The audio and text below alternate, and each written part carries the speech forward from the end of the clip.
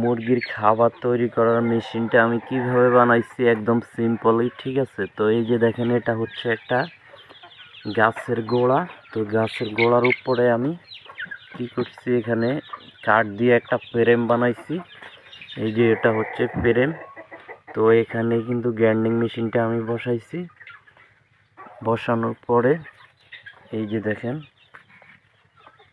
এটা একটা বালতি, আর হচ্ছে এই যে ভিতরে ব্লেডটা আমি ঠিক এভাবে বসাইছি। তো আমি আমার মেধা থেকে আমি যেভাবে সম্ভব আমি এভাবে বানাইছি, একদম 100% সাকসেস, ঠিক আছে। তো এই যে দেখেন, খাবারগুলো কিন্তু একদম গুঁড়ো হয়ে যায়।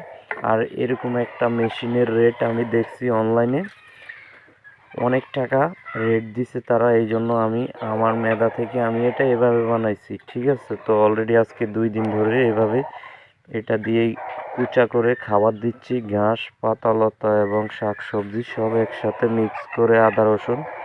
তো এভাবে কিন্তু খাবার খাওয়ালে মুরগির খাবারটা অনেক সাশ্রয় হয়।